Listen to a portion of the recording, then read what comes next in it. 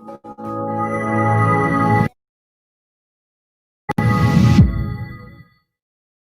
evening po sa ating lahat and welcome to the third iteration of Free Weekly Webinars by JFE and JFER. I'm your host for tonight, Jet Ramos, and I'm the Training and Communications Manager. Before we go on, ay huwag nating kalilimutan na mag-sign in sa attendance. Andyan po yan sa link below. It's in the description. And second, please be alert because the passcode will be flashed on screen. It's for the certificate. And if you don't have it, sorry, but you can get the certificate. Also, if you haven't signed the attendance below. Thank you very much. And so let's go on to our webinar itself. But before that, I'll introduce you to our guest. He's a resource person for research. He's done a lot of research, and he's now teaching at Jose Rizal University, senior high school department. He teaches practical research, and he's a part of the research committee there. He has published several articles on research, and he's presented in several conferences here and abroad. Ladies and gentlemen, let's please all welcome Mr. Bonjovi Hajan, who will talk about research writing and scholarly productivity in the new normal. Bring it on, Mr. Hajan.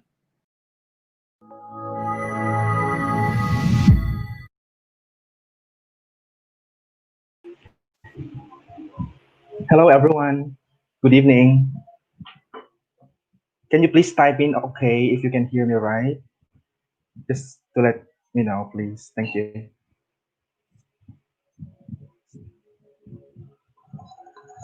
Okay. You can hear me okay? Okay. I think it should be okay. Okay. First of all, I would like to thank the JV and J for training services for giving me the opportunity to share tonight one of my passions, which is research. It's actually research writing and so much focus about the research productivity. And of course, to Sir Jet Ramos for the kind introduction, and to Sir JC for the assistance.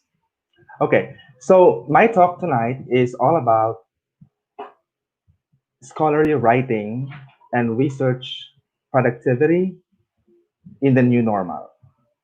Yeah, I believe this topic is a very relevant and timely topic, especially if we talk about the pandemic, since every one of us is really having a free time to do anything that we want while at home.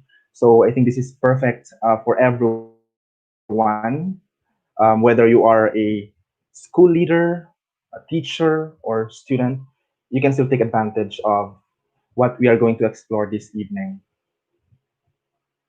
Next.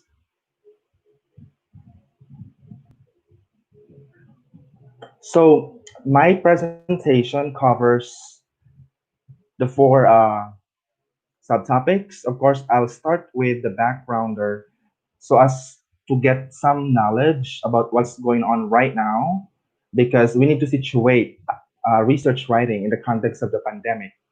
And after that, I'll advance to talk about scholarly writing in journal publication. From there, I will be discussing some points related to increasing research productivity in the new normal. And I will end by providing my concluding remarks. So let's start with the backgrounder. Okay, so as we all know, next slide, please. Okay, so yeah, can you have the next slide? Okay, this one, thank you. So as we all know that nowadays, because of the pandemic, we are staying at home, and so there is so much time that we have in order for us to do things that we couldn't have done before while we were busy at school, for example, or at work. So today's work I mean, today's world is really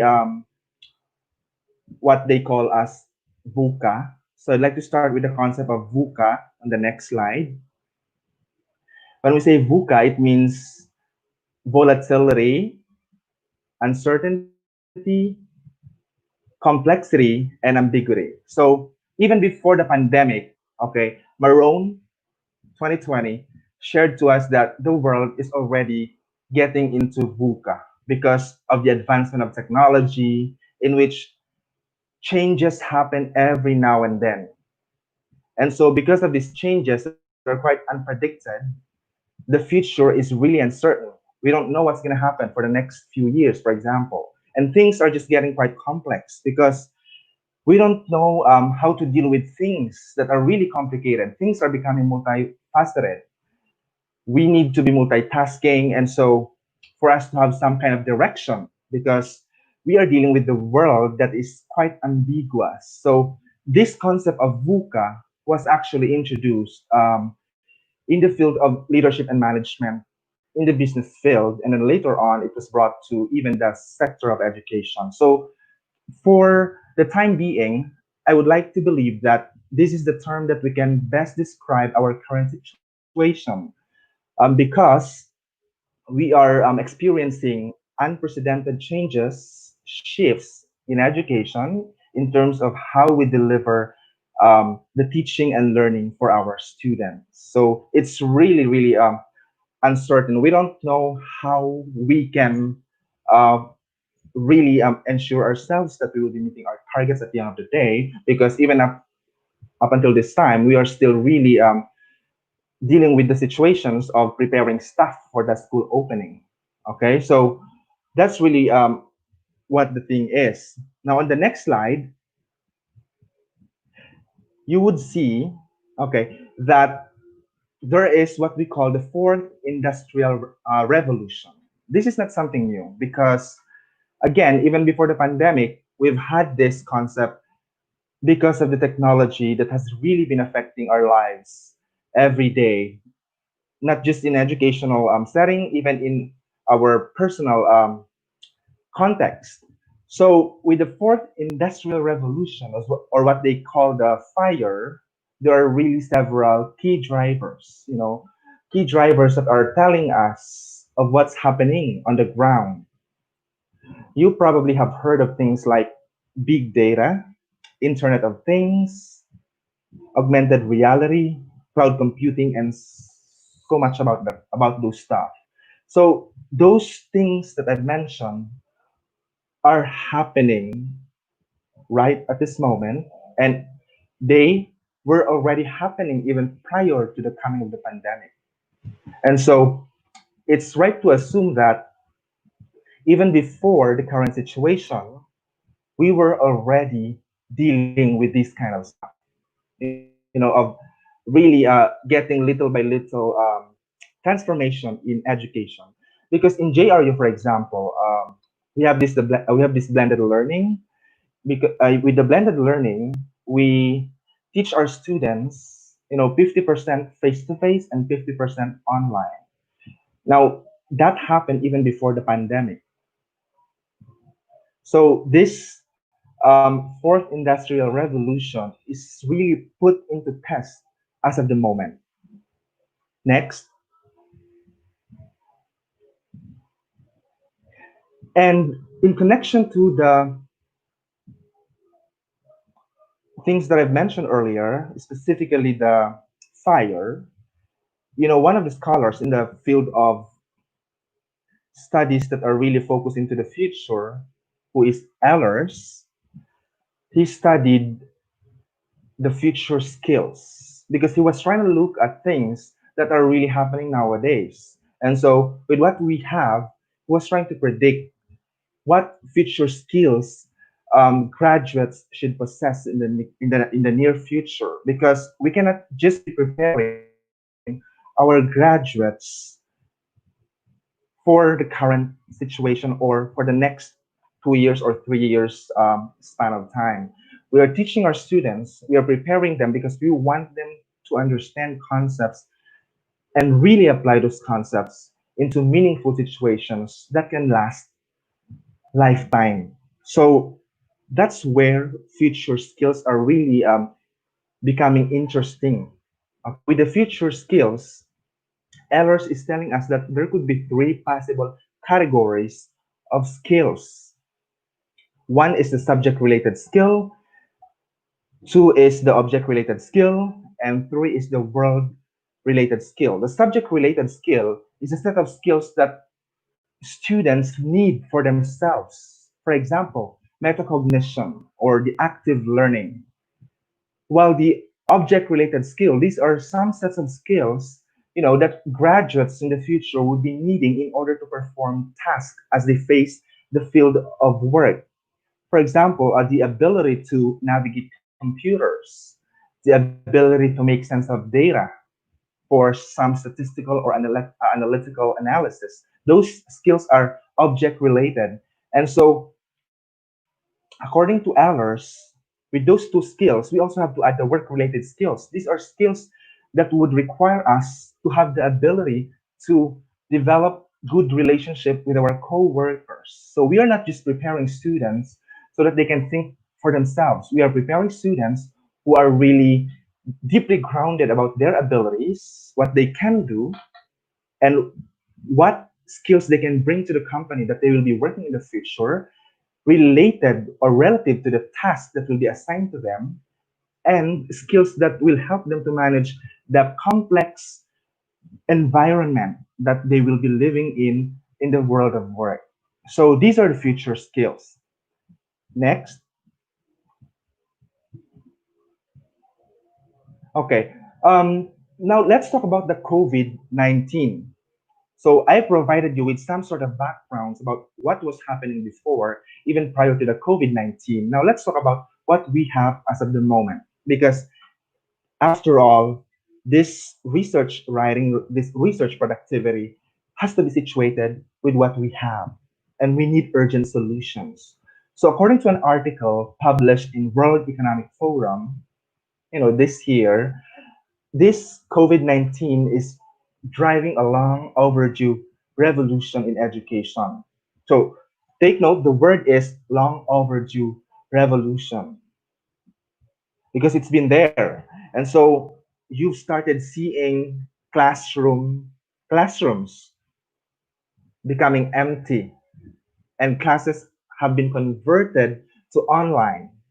Students, engage with their teachers, having conversations using technology, or teachers explaining things using their gadgets, with students also listening and trying to, grasp the knowledge from the teachers via the power of the internet. So as you can see at the screen, you see that internet is really powerful. Yeah, it is really powerful because we could not imagine what would have happened to us educators, our students, or every one of us in the academe without the internet. It's a way actually that is connecting us to our students, to parents, and even to making the profession a living profession even in times of the global crisis. So thanks to the internet. Next.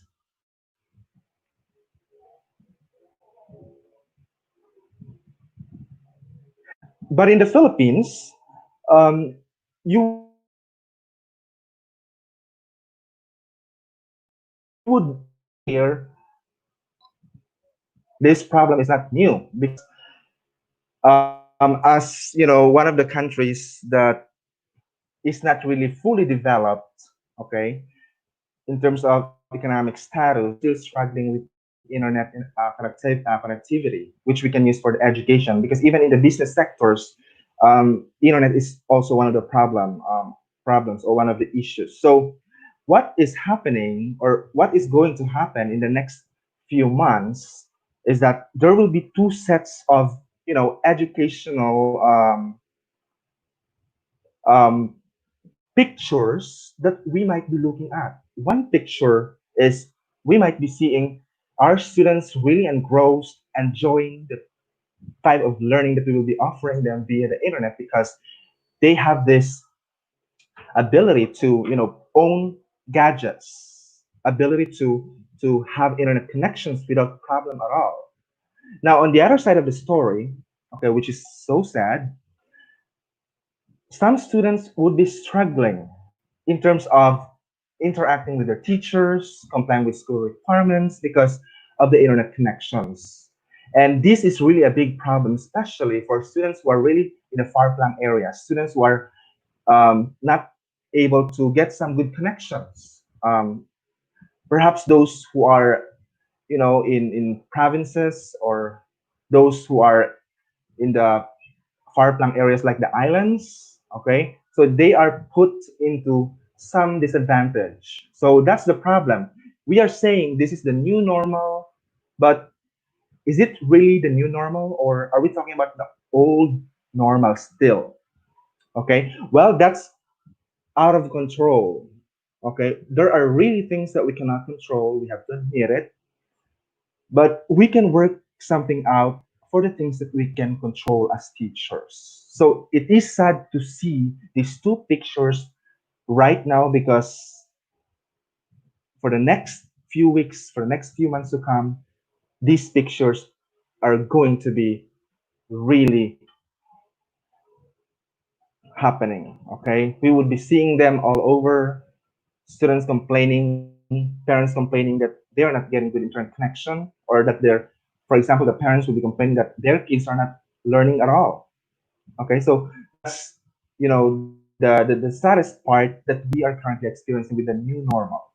But the term new normal, take note, has long been existing even prior to the pandemic. Okay, so I hope with this kind of situations, as teachers, we can do something. So on the next slide, you would see that I have put, okay, can you please flash the next slide? Okay, I have put three different pictures. Okay, on the first picture, it's the new normal that we're talking about, although part of it might be the old normal, because as far as I know, some schools are developing, um, you know, learning materials that are meant to be like the hard copy ones. Okay, the modular teaching and learning. Okay, so the new normal that we're talking about is really going to be difficult for our students, and so we cannot do away with that, but we still need to plan out, because as educators, we have big responsibilities in the community. And so our goal is to really develop students who can work in the future, or who can be productive, students who will be of social importance, okay, which can contribute to what we call the sustainable future. But then again, because of the situations that we're currently facing, how can we ensure that we will be preparing students for sustainable future? So that's the question. But the education sector plays a big role. It's being part in the middle of the two pictures. It's trying to connect the dots. If you can see, there's some disparity between education and sustainable future. Yeah, it's kind of blurred nowadays because, again, owing to the concept of VUCA, we don't know what is yet to come. And so, what does it mean to us as educators? Well, we should practice one of the roles that is almost always, or always almost forgotten by some, okay, which is being a teacher researcher. Many of us are educators, and we are aware that our role is to teach, mold the young minds. But we forgot, or we forget most of the time, that we are not just teaching, but we should also be researching our teaching practice, because our teaching practice should be informed by our research. We cannot separate the two, research, I mean, practice and theory. So in order to connect practice and theory, we have to conduct research. And so as teachers, we are not just teachers to teach our students, we are teachers to continuously research on the problems that abound our classrooms in order to make things work for us and for our students. So in that sense, we are bringing, or we are bridging the gap by connecting what we currently are experiencing with what we want to pursue in the future. So that is why research and research productivity is a very, very important topic that we have to discuss tonight, because that will help us connect the dots. given that there are things that we cannot control, but as educators, we have certain roles to play, and we can start on working things out by engaging in research. We should be problematizing things. We cannot just assume that, oh, this is going to work for my students. I tried it before the pandemic. Well, we can't assure that. We can ensure that because in the first place, the situation is really quite uncertain. And so because it's really uncertain, we have to prepare. We have to keep researching our practices. Okay. So next,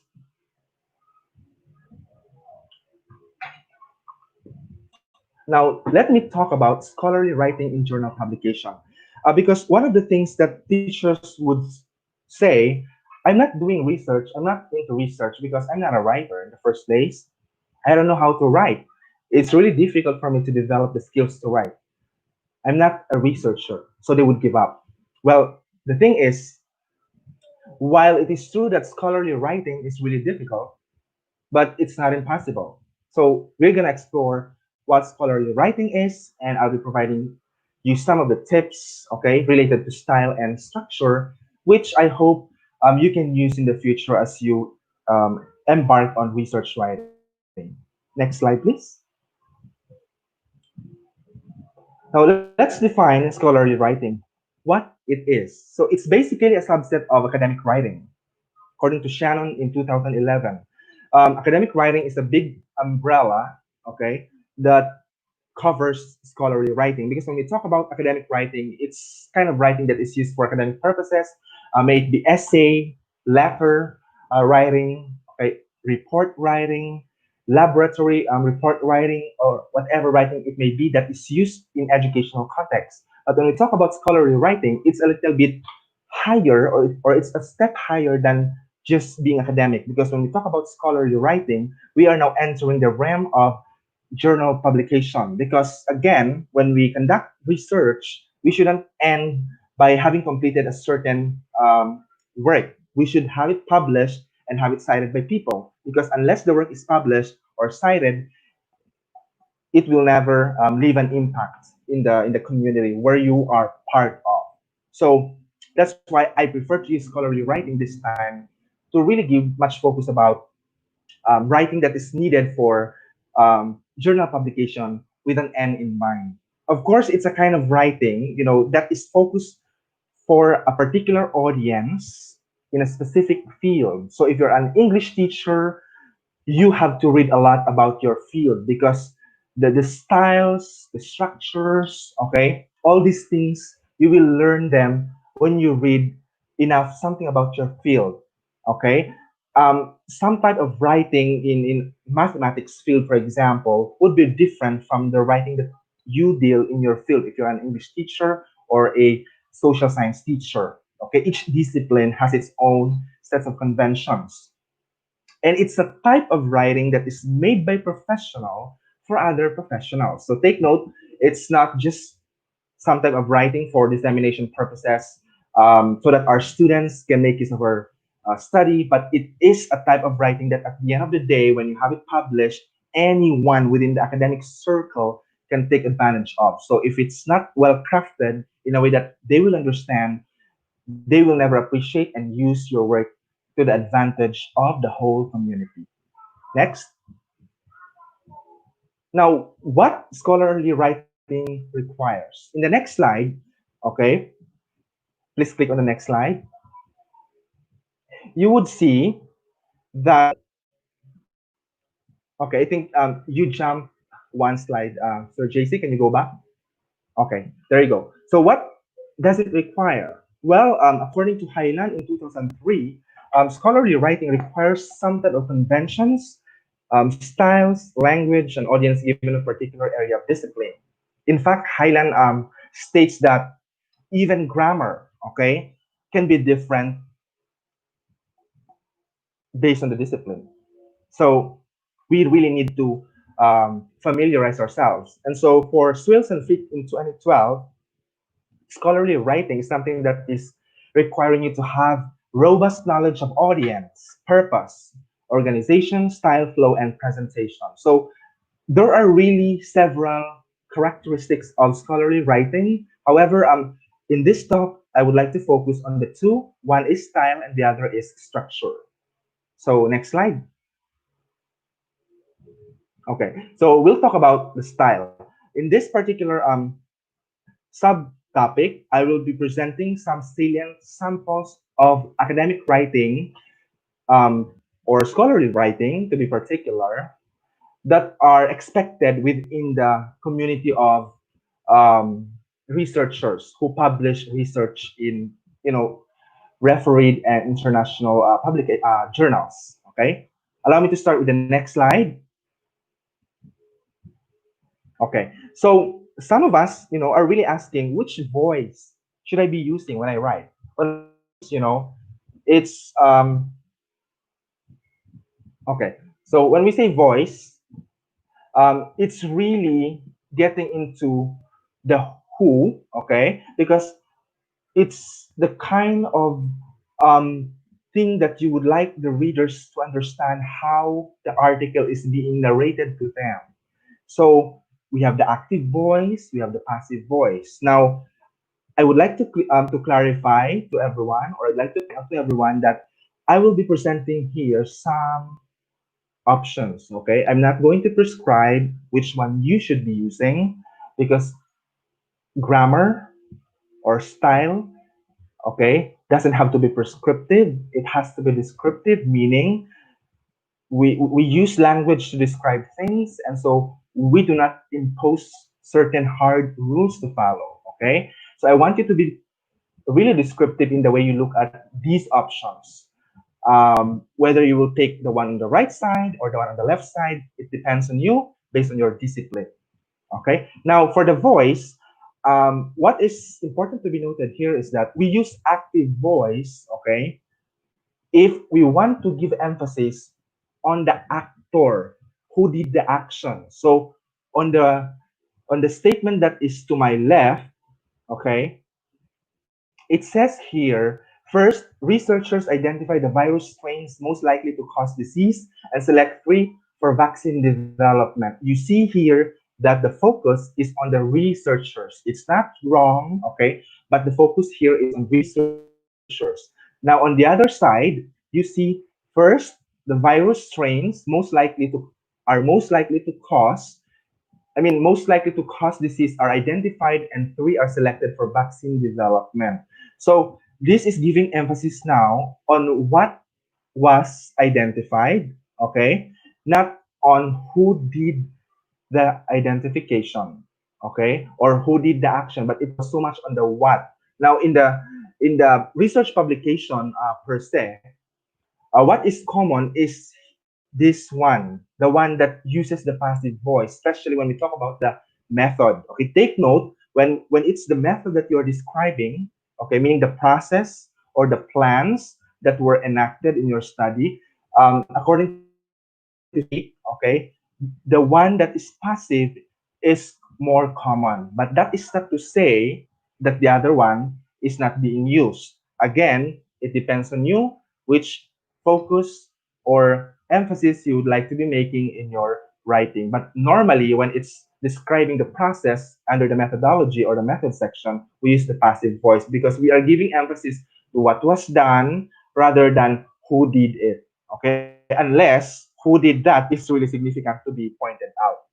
Okay, next, I would like to also make some clarifications in terms of pronoun. You might have been asking, should I be using first person pronoun like I or we, or should I be making use of the third person pronoun?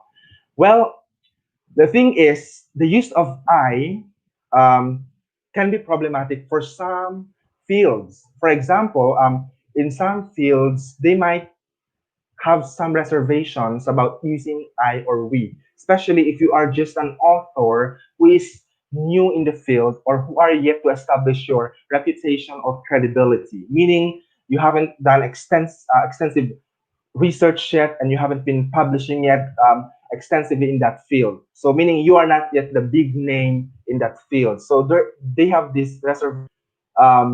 You have to use third person. But for some fields, they don't see any problem with the use of I or we at all, because for them, when you use I or we or first person pronoun, it means that you are showing, some sort of ownership in what you say, and so you are projecting some type of identity that you have in your work. Okay, and they would say that it's okay, but you just have to be careful. Okay, by for example using some language, okay, that is not quite conclusive, or something that needs careful consideration, like the use of hedges. Okay, yung like may, okay, can, okay, because sometimes when your result is based on a small data, you cannot really use strong verbs, or helping verbs like will, okay, because you want to have some space left that your work can be questioned and can be further proven in the future. That's why you are using may or can, okay? But you are allowed to use I or we. Now, what is common according to Swales and Fick? I'm really drawing a lot of, these works from the publication of Swales and Fick, their book on academic writing. According to them, what is common is the one on the third, okay? But that is not to say again that the one that uses personal pronoun using the first person point of view is not allowable. Okay, it's still allowable. So with the third person, you can use this paper, okay, this research, okay, or you might use the researcher. Next, okay, there's also what we call vocabulary shift. Okay, specifically focusing on verb. Okay, they mentioned that the use of verbs, okay, phrasal verbs, meaning verbs that are not just one word, are not common in academic writing. What is common is the use of one word verb. So in this case, you see that there is put into practice, it's not so much common. What is common is the use of implement. Okay, for example, carry out. Instead of using it, you may use undertake. Okay, so according to them, what is really often seen in scholarly writing is the use of the one word verb. So it depends on you again. Next, vocabulary shift for noun. That's the next one. Okay. In the example, you see that the word started, the one on the left, is expressed in verb. English has emerged as the international language of scientific communication. This phenomenon has been widely documented. So there are two sentences. On the right side, the word emerge became emergence. So it was converted into a noun from a verb. And so the sentences from two were trimmed down into one. This one on the right side is more common, as this is much clearer than the other one. And this process is what we call nominalization. Okay, nominalization refers to converting, verbs into nouns, or some words into nouns. Next, we also have the negative. Okay, what is common is the use of, for example, words such as little, few, some, instead of being direct to use did not or didn't. Okay, in fact, in academic writing, what is common also is the use of the full spelling without contracting them. Instead of using didn't, okay, um, what is more common is the use of, for example, did not, or instead of using isn't, you use is not, because according to Swills and Fick, or some scholars in the field of academic writing, didn't, isn't, aren't, these are informal expressions, or they are expressions belonging to the informal register. Okay. Next,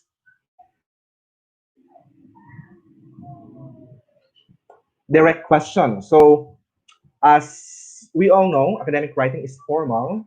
okay, or scholarly writing is formal. So we avoid using questions like, why has antibiotic resistance increased? We might as well say, it remains unclear why antibiotic resistance has increased. So we are converting the question into a sentence, a full imperative sentence. Okay, so you can have some strategies how you're going to convert it, provided that the sentences would still be talking about the ideas when they were expressed in questions. Next.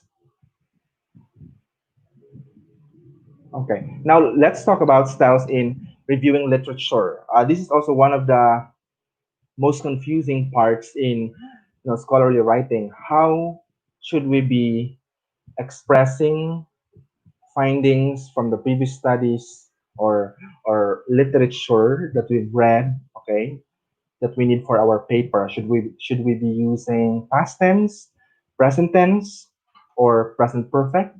Of course, there's no question for future tense because we don't use future tense unless the paper is a proposal or it's something that is yet to be conducted or to be completed.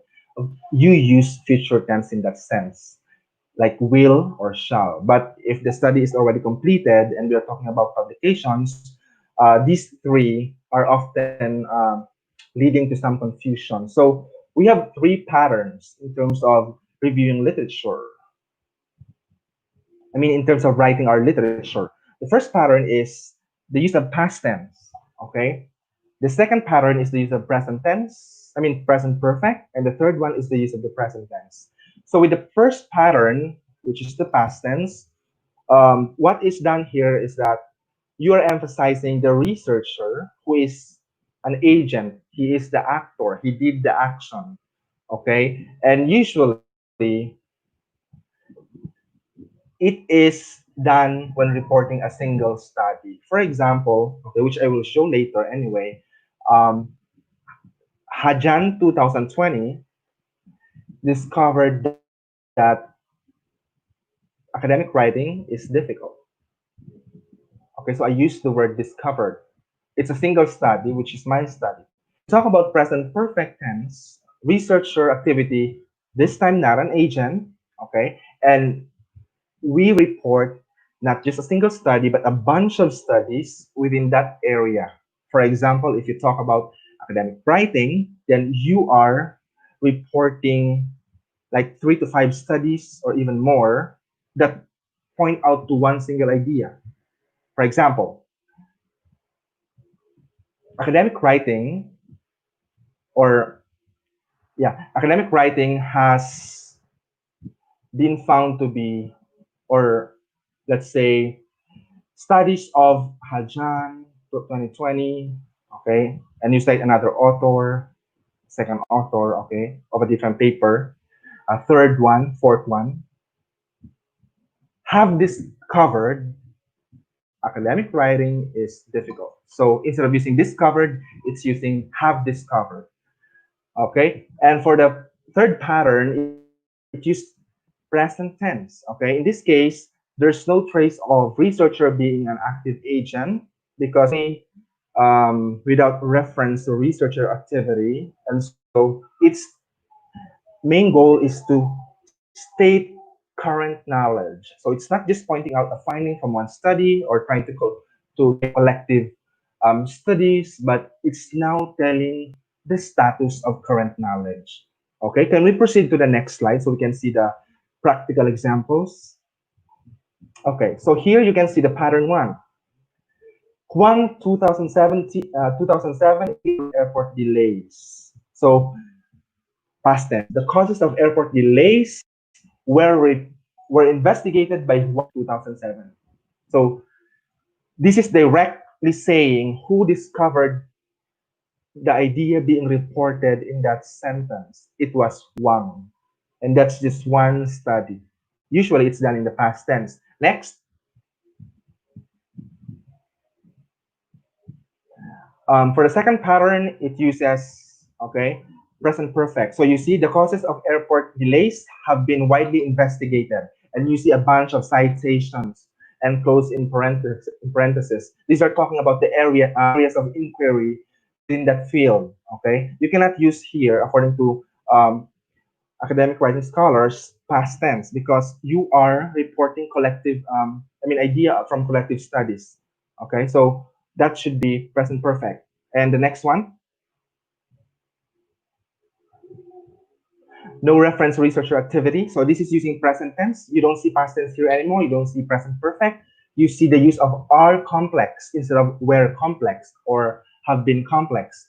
You're also seeing appear to have a complex set of causes instead of appeared to have a complex or has appeared. So you don't see them.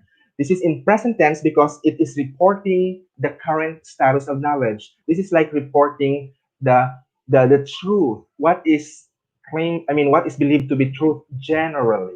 So you don't say, for example, that Earth is flat, okay? Or you don't say Earth was flat or Earth has been flat unless you are um, concerned about the tense or the time when it was reported as flat, okay?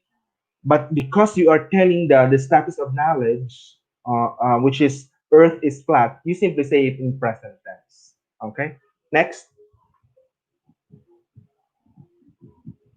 Okay, there's also what we call integral versus non-integral citations. So for this one, when we talk about integral citations, you would often see the name of the authors embedded within the sentence itself, meaning the author is integrated within the sentence itself because the author um, has an importance why it has to be included within the sentence. So you do integral citations.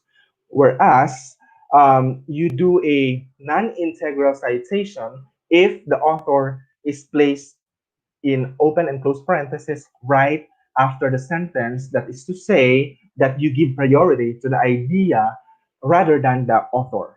Okay, so there is actually a specific use when to use integral citations and when to use non-integral citations. So it depends on which importance um, should be given, okay, to which. Next. Okay, I would also like to present to you some selected linguistic features that can be found in research papers, okay? Yung frequency nila. What do we see, for example, when we talk about introduction? Do we see past tense, present tense? Okay, so here on the table, you will see that we have, okay, introduction, methods, results, discussion, which are parts of the research paper, and you will see linguistic features or language components found on the first column. For present tense, we usually find it in introduction and discussion. Why do you think so? Because in introduction and discussion, that is where a bunch of literature um, can be found, and that is where we connect previous literature to our current work, and so we make use of present tense to bring out the freshness of ideas. You see past tense very high, being high in methods and results. Because in methods, take note, you are reporting a process or some procedure that was already done.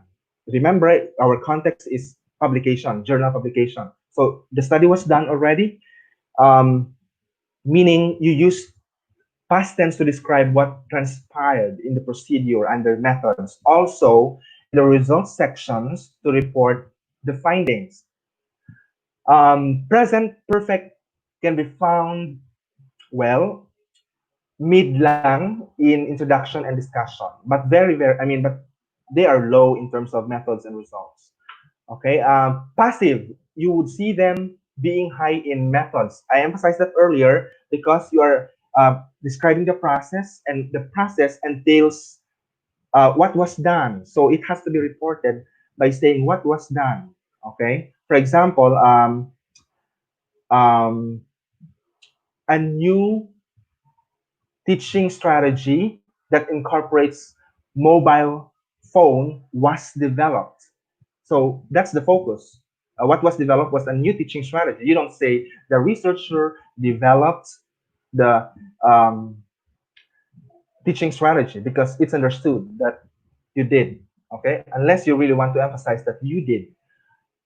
And so citations, they are high in introduction and discussion. Definitely yes, because your introduction cannot go without citations and your discussion as well. And these two have to be intertwined. Hedges, by the way, hedges are ways of using language for us to be careful about what we say. For example, the use of may, can, okay, because we want, there's this idea that when you write for international publication or when you write for publication, you want to be accepted in the community of researchers. Let's say you're an English teacher, you want to be accepted in the community of an English language teaching. So when you found something and it's not quite strong, you don't really say that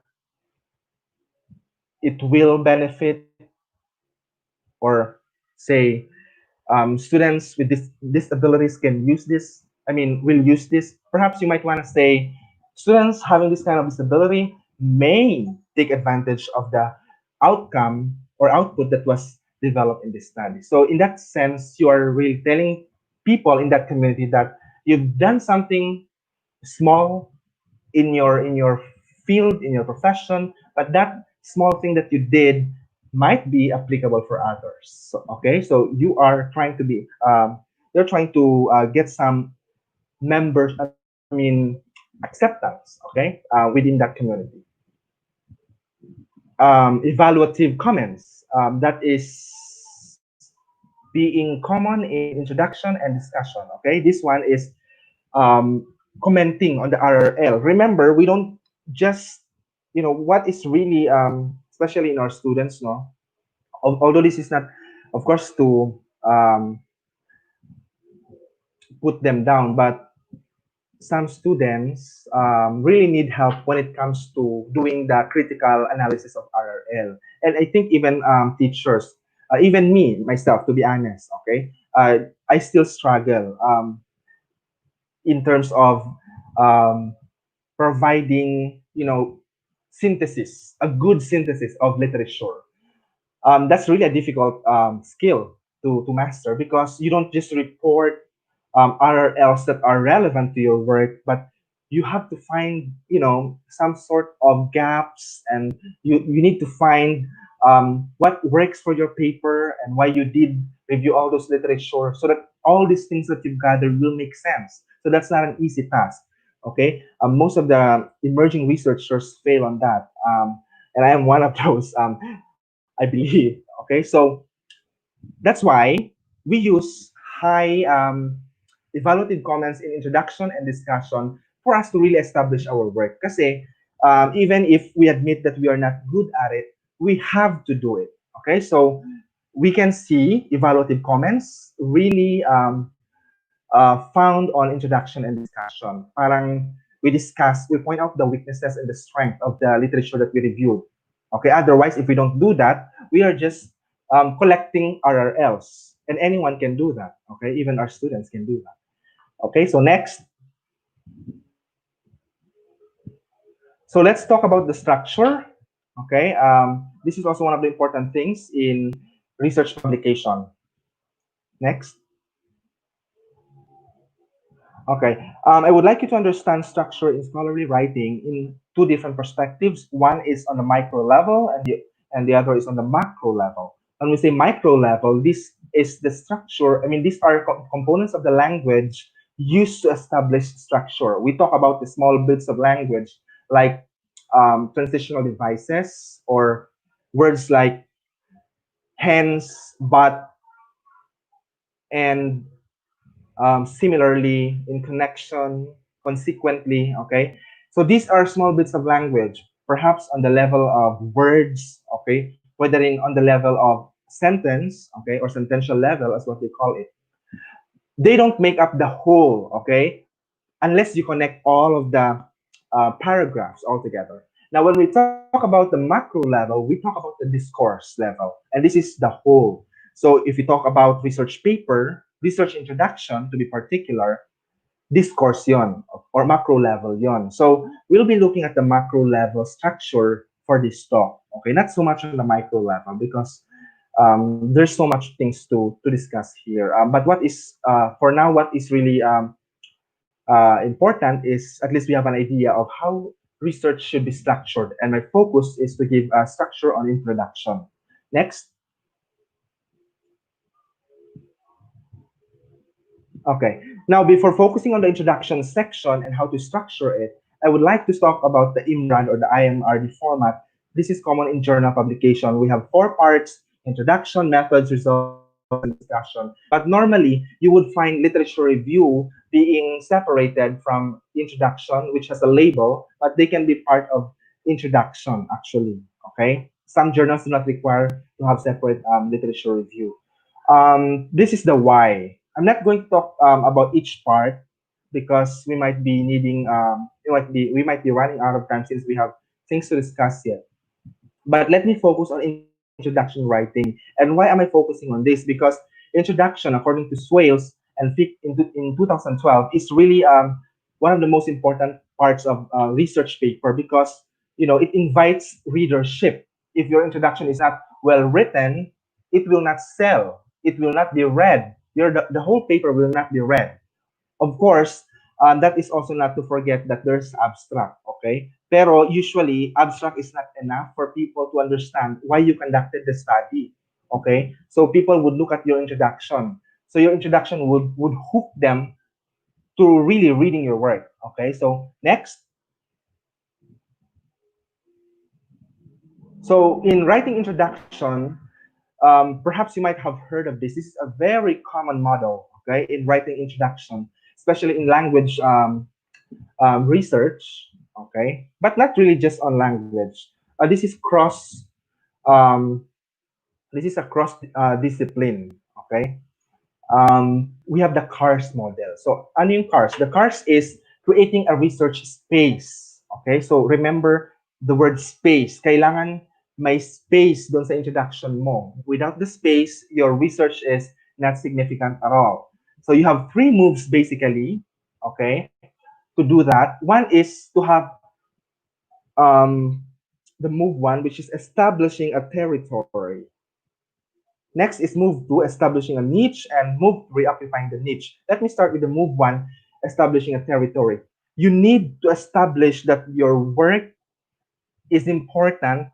You need to convince your readers that you are conducting that research because it's important and that it is being studied. The topic is not old, it is new, it's being talked about. So you have to show that in order for you to have that territory, okay?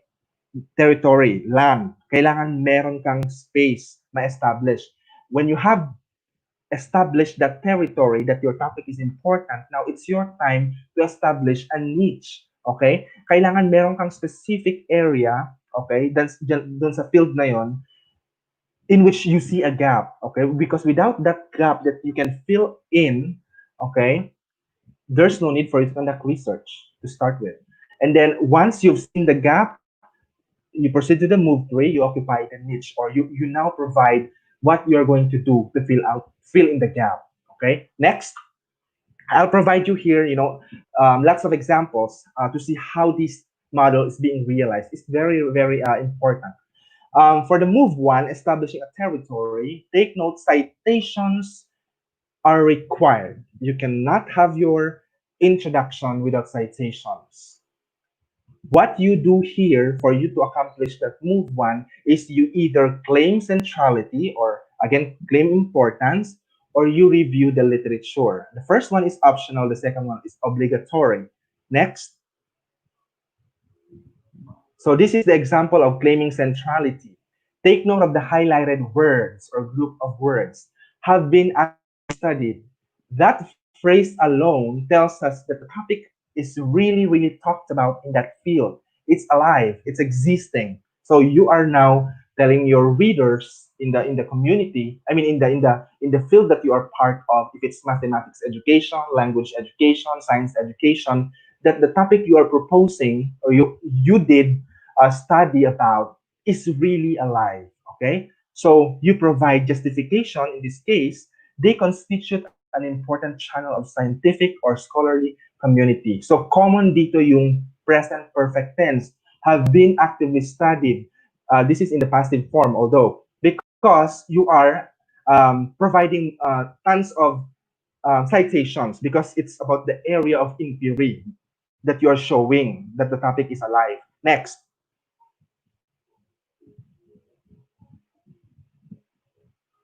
reviewing the literature. So in this case, you just simply report the literature because after that, okay, you have to synthesize. So again, if it's a single study, usually it makes use of the past tense, which is found.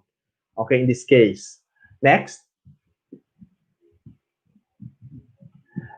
move to, okay, establishing a niche. So we are done with the move one. We have determined how to establish a territory. One is by claiming centrality or the importance of the topic, and the other is by reviewing literature. Now, in establishing a niche, what you can do are, first, you can either, the first one is you can indicate a gap or extending previous knowledge in some way, which is obligatory. You cannot you can have a research without the gap because you are doing a gap for the purpose of filling in the gap, meaning there is some disparity or missing dots in that topic, and you come in to fill in that um, um, missing dot. Okay, it's like a house, okay, in which there's a damaged window. So your role as a carpenter is to repair that house by making sure that that window is going to be repaired. That will make the house fully covered and make it worth staying. Okay, so it's like that. In research, if there's a gap, you fill in that gap. Okay, so that is obligatory. Presenting positive justification, that is just optional.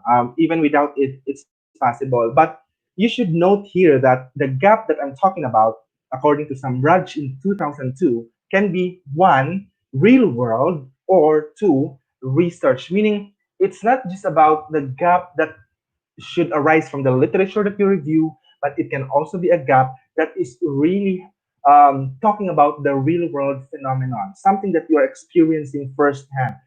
And I would like to emphasize that the real world gap is usually established when we are conducting an action research, because in action research, the nature of inquiry is problem oriented, meaning you conduct research because you want to address certain problem, and that problem itself is the real world gap.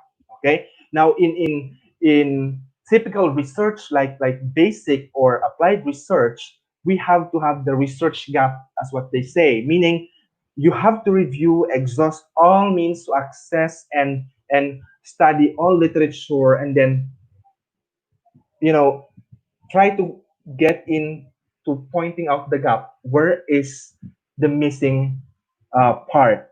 And that's the gap. So you will fill that. We will fill in that gap, and that is now what we call research gap. So you cannot just say um, there has been no study conducted on the field of using mobile phones in teaching writing, okay? Or there has been no study ever conducted on teachers' beliefs in teaching academic writing. For all you know, there has been a lot of studies conducted already. It's just that perhaps some of the sources may not be applicable, may not be accessible for you due to some restrictions, but there are always available sources that are related to your topic, unless it's really a very novel topic.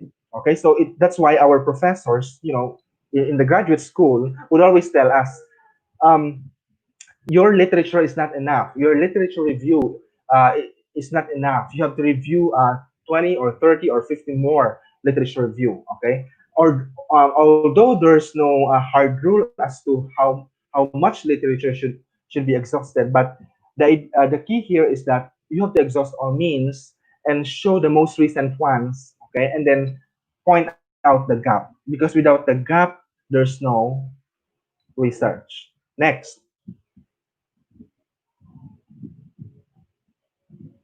Okay, how do we establish a gap? In step one, this is the real world, okay, an article from Anito and Morales.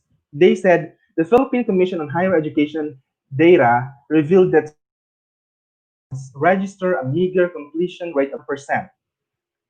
This, apparently, this collective effort to rethink about the country's STEAM education, okay, etc. So it's not revealing that because of some literature that was conducted, they did not even point out the weaknesses, okay, of the previous studies on this topic, okay. But what is interesting, they were able to establish a gap because this is what we call real world gap. This is something firsthand to them as researchers experience in the context of the Philippines. So that is enough to establish a gap, and this is the real world gap. Next, let's look at the research gap on the next slide. Okay. So in the on the research gap, you would normally see this kind of expressions. Um, However, qualitative analysis have not been conducted. Okay, please be careful because when you state such statement or sentence, it goes without saying that you have already established in the previous paragraphs, okay, the studies that were done in that field. And so you found some missing parts, you found some weaknesses. That's why you come to this particular sentence to tell the gap, okay? Don't assume that just because it's an introduction, it should force you to say, okay, I'm using the word force because many of us would be tempted to say that there is really a gap, okay, without exhausting much literature. So the use of however is notable because that is contradictory to what was conducted already.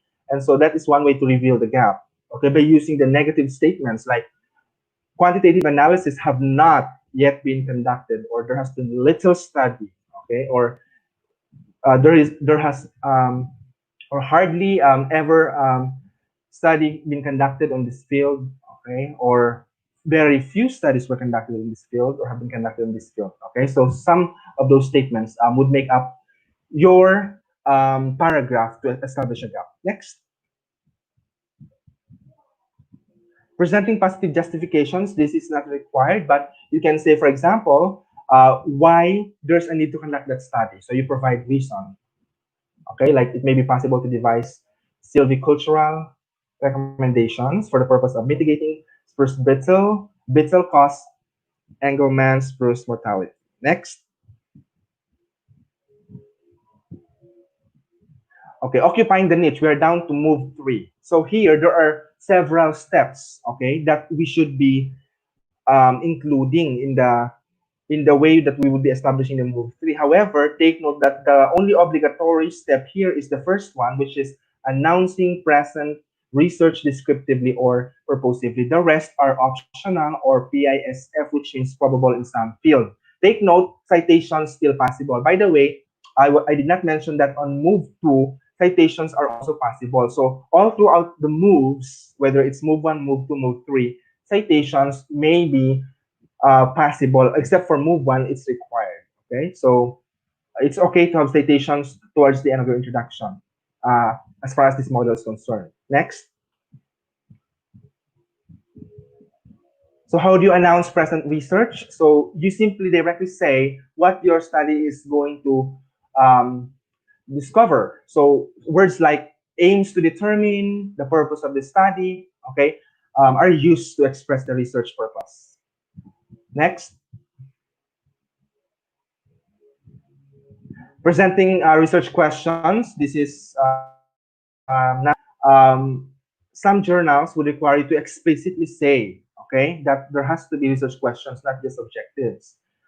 Taken from Berwa and Agbayani 2019. So they've listed actually more than 2 questions, but I just listed 2 questions here. So it's very clear that that the sentences are in the form of questions with some introductory statement, like the present research targeted at discovering the attitudes, etc. Next.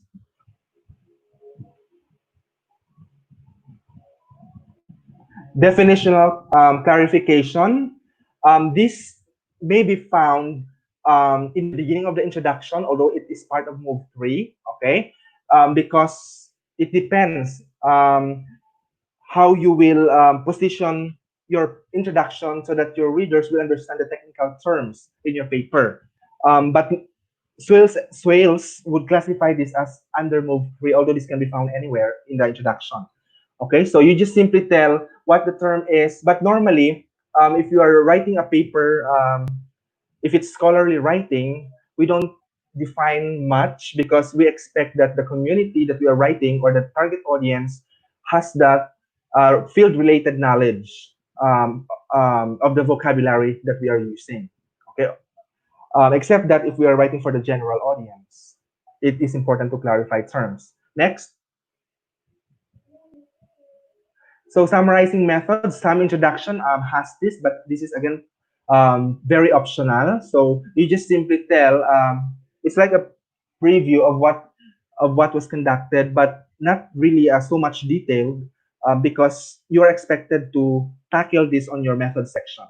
So you can say by stating we depart from conventional approaches by including socioeconomic measures. So this is telling us what you did, okay, as a researcher, not so much on the literature part. Okay, that's why it's summarizing methods. Next, step 5, announcing principal outcomes. This is not so much common. Okay, in which the researchers get to announce principal outcomes. Okay? But this can be found in your introduction. Okay?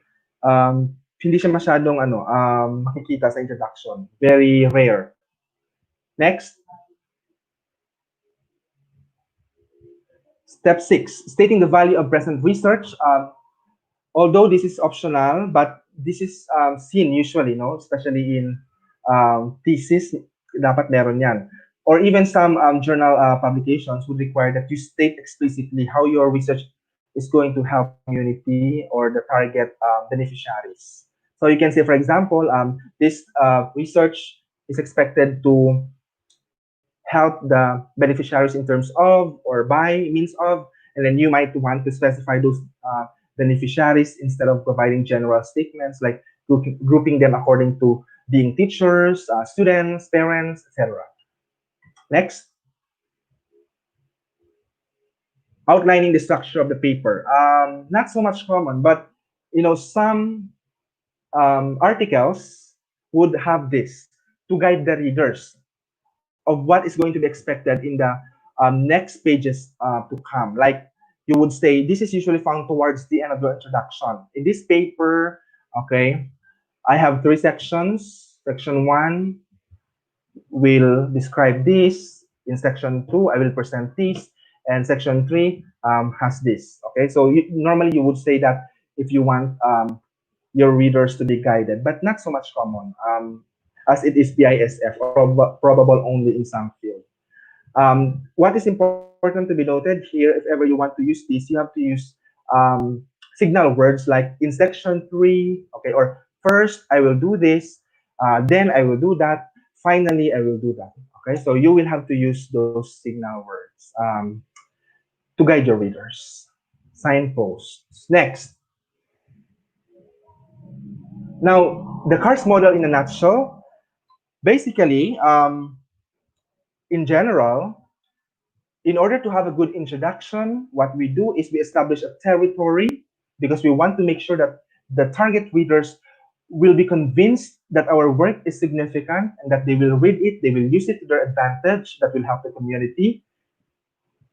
And then that is declining rhetorical effort because towards the end of that move, okay, you should be able to show the importance of the topic. On move 2, you should be able to establish a niche or the gap. So towards the end of that move, your knowledge claim should be weakened because you should have already established by the end of that move what is missing and what is needing to be filled in. Okay, so by doing move 3, after you establish the importance of the topic, and so you pointed out the gap, okay, this time you're going to explicitly say what you're going to do in your paper that will fill in the gap. So that will end the story of your introduction. If these 3 are present, you will have a good introduction, according to Swales in 1980 and 2004. Next. However, I would like to make some disclaimer because there are some emerging scholars who would say or who would argue that the CARS model, while it is really good to be applied in writing introduction, one should not expect that it should follow linear pattern from move one, transitioning to move two, and transitioning to move three. Because the course model can be flexible. You might have the move three in the beginning of the introduction, for example, when you define terms. And so later proceed to move one and then move two, then go back to move three because that's where you will state your research purpose. So it can be found um, within within the introduction, regardless of the sequence. Okay, not so much being strict or adherent to the linear pattern: move one, move two, move three. The key thing here is that as long as you have the three, okay, and as long as you write it for the purpose of clarifying that your work is important and that it is offering something new, and you will clarify what you will do, then it should be good. Okay, and this was applied in a research by Anito and Morales, wherein I found that in their paper they started right away by saying this article primarily aims to extend. Now this is in move three. This is the research aim, right? That is the first step in move three, but it was used as the first sentence to start the whole introduction. So that's the beauty of it. It can be flexible because that flexibility, according to Kanoxila Patam in 2011, is or has something to do with the uniqueness of the writers, which is influenced by the cultural patterns or some unique practices or some trainings, perhaps, okay, of that particular writer. That's why we cannot impose. Next,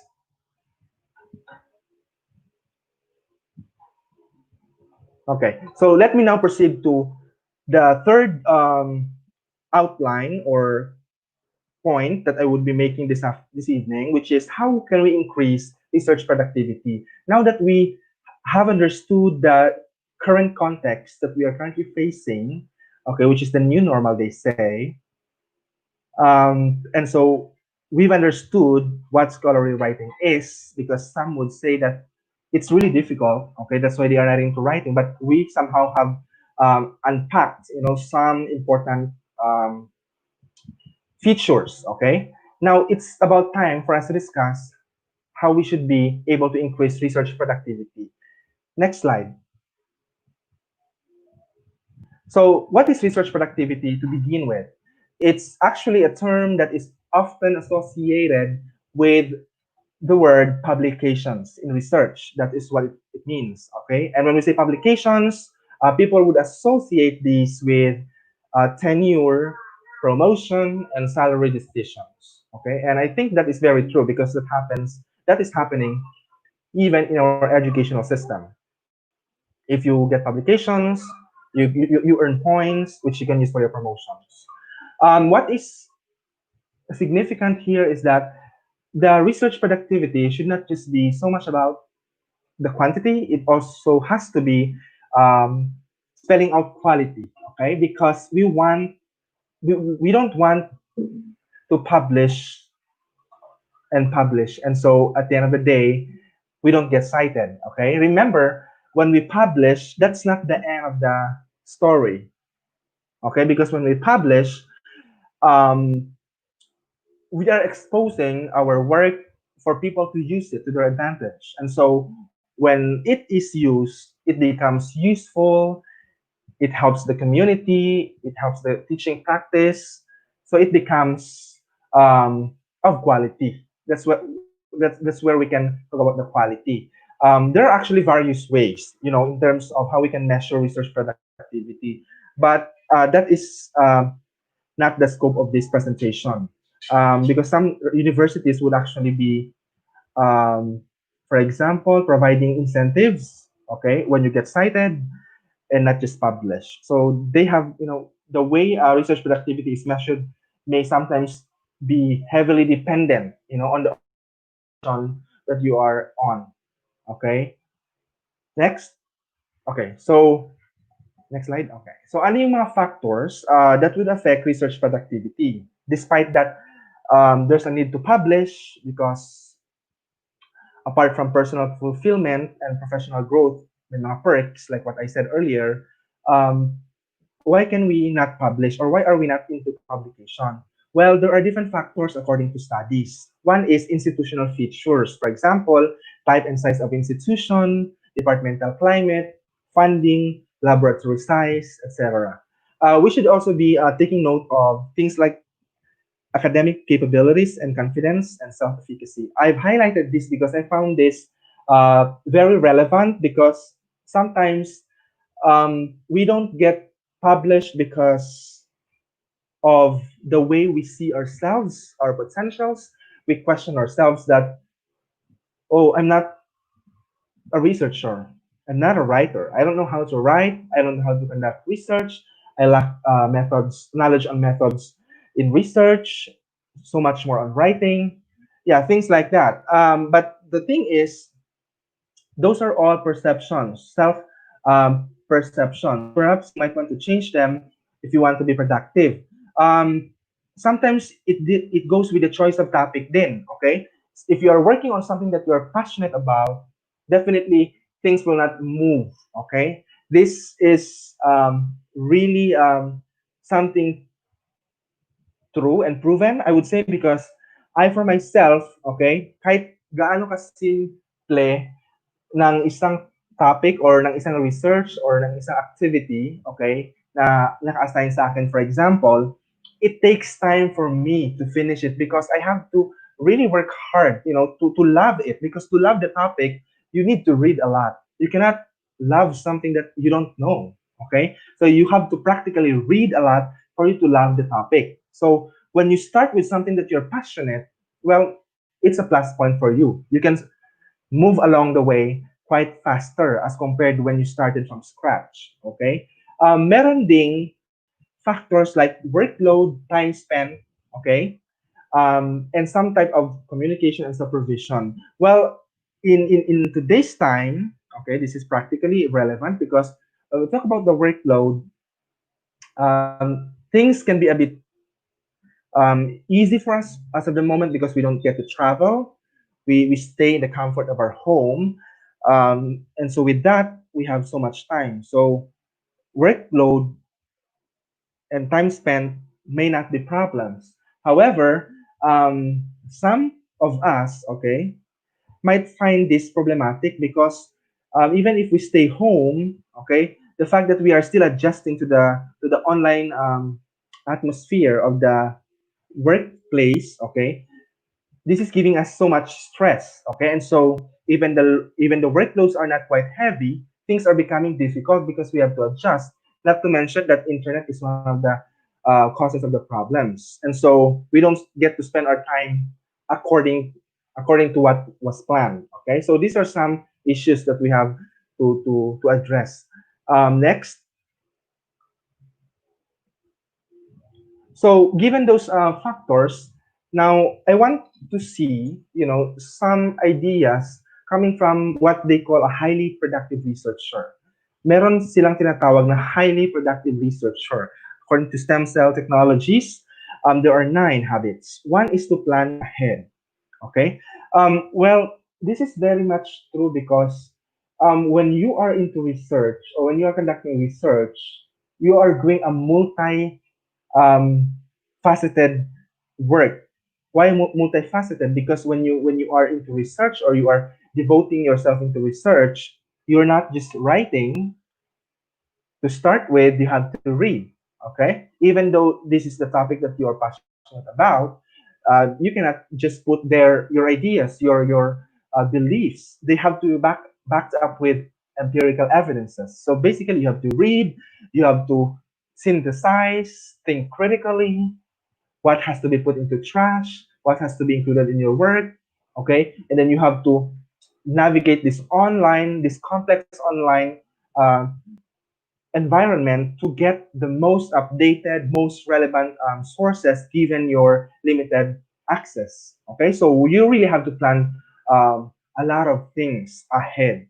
Um, by having some outlines, scheduling things, what you need to do first and second. Because if you are just going to do research without planning ahead, you will be stuck in the middle, and that happened to me. Next is start early. Okay, this is one of the best correct, I mean, habits of a highly productive researcher. You don't delay things, okay? Lalo na meron tayong tinatawag na yung parang habang mainit pa, okay? You can, you are interested to do it and you can finish it even just in 24 hours, or let's say you want to read 5 articles. While you're interested, you can finish it in 24 hours, perhaps, or in 2 days or 3 days, depending on your efficiency and speed.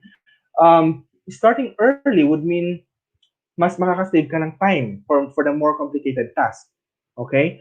And for other responsibilities, because as teachers, we are not just researchers. Take note, we are teacher researchers, so we play dual roles, researchers and teachers. Teaching alone is a heavy task. Okay, everyone knows that. So start with the task you do not want to do. Okay? Sabi nila, one of the habits of a highly productive researcher, we can start with something that we do not want to do. Perhaps it is true because when we get to love what we do, okay, everything will go smoothly. And so if we start with something that we are wanting to do, what happens is yung kailangan natin gawin, okay, hindi natin magagawa because ayaw natin and we've enjoyed already what we did. So perhaps we can tweak that by having starting with the task you do not want to do. Okay, yung mga matagal na dapat mong gawin, baka kailangan mo lang halongkatin and then do it. Okay, so but again, it's still depending on your style. Meron tayong kanya-kanyang style.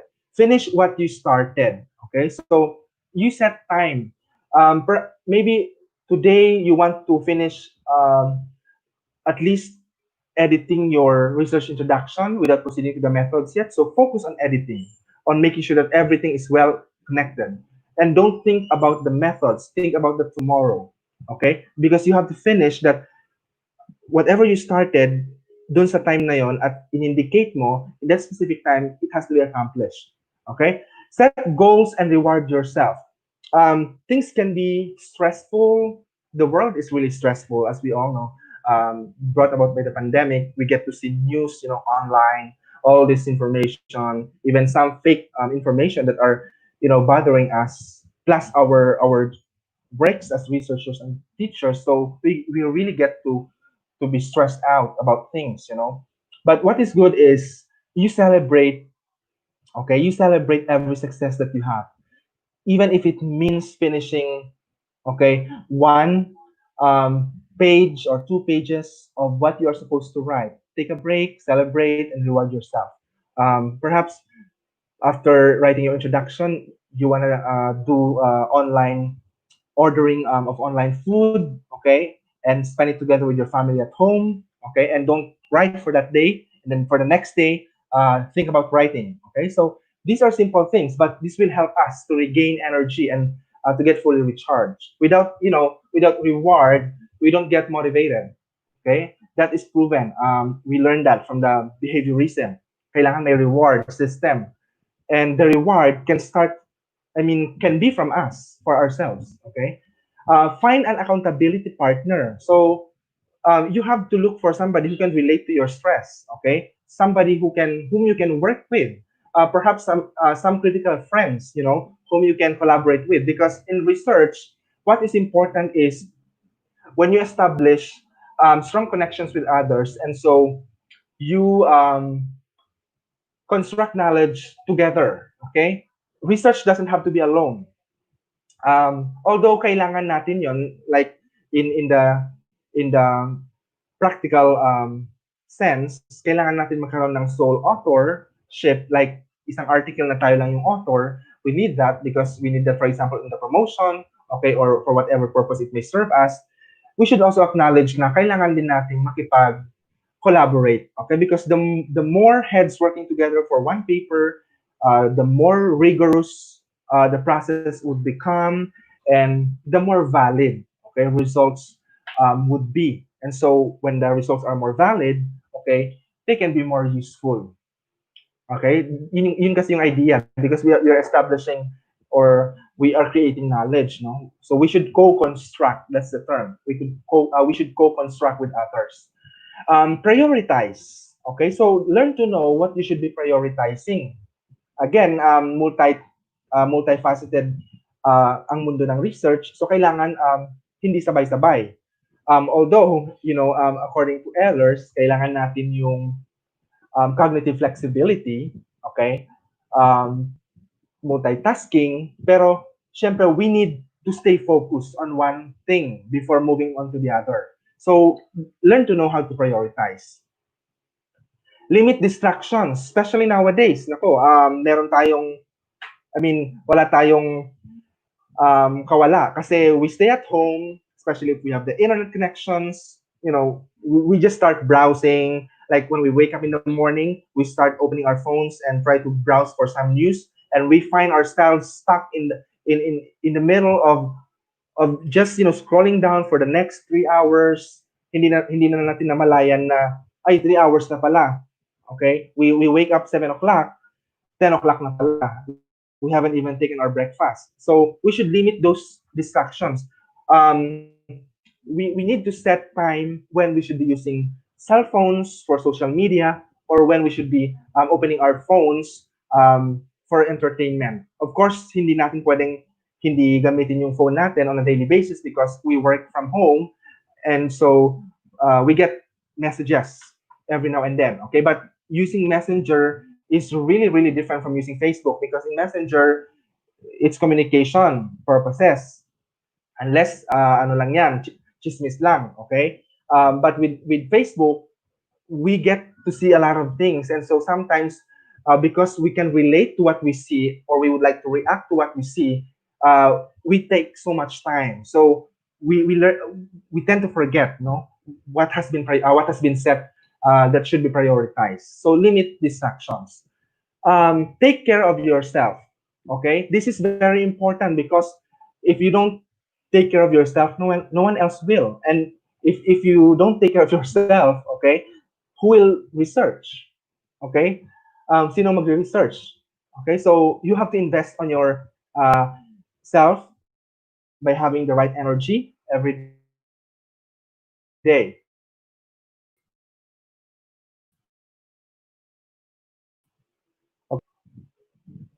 Okay, which is bringing me to next slide, please. Okay, how to be productive in research during the pandemic. Although na-discuss ko na, again, take care of yourself, learn a new skill, okay? Especially, you can read anytime, anywhere with your smartphones. Again, I would like to also tell everybody that when we are into writing, we should have good grasp of the discipline of the topic that we are working on. And to have good grasp of the topic that we are working on, we have to read a lot. So with reading, we learn new skills. Okay, don't forget that. Revisit a long forgotten project. Okay, this happened to me when the pandemic started, no? Because I had been very busy in school with responsibilities related to teaching. Again, I mentioned earlier, we play dual roles as a teacher and as a researcher. Um, Actually, that's what we should be, because whether we like it or not, teachers should be researchers. Okay, we influence our teaching with the research that we do. So medyo stressful yung work natin. So in my case, I had been very preoccupied before the pandemic, and so when it was the pandemic, um, I started browsing my laptop, and I started reorganizing my folders and trying to open the old files. Ano yung mga hindi ko pa natatapos? Yung tipong language editing na lang. Yung tipong may data na ako from my students, and so all I needed to do was to write. So I was really looking into the things that I had in my plate, and reorganize things and plan out. Kailangan, sabi ko, within 1 month, within April, dapat matapos ko yung 2 articles na pending, dapat tapos na, matagal na. Okay, so for the month of May, dapat ito yung matatapos ko for the month of April. So kasi sunod-sunod.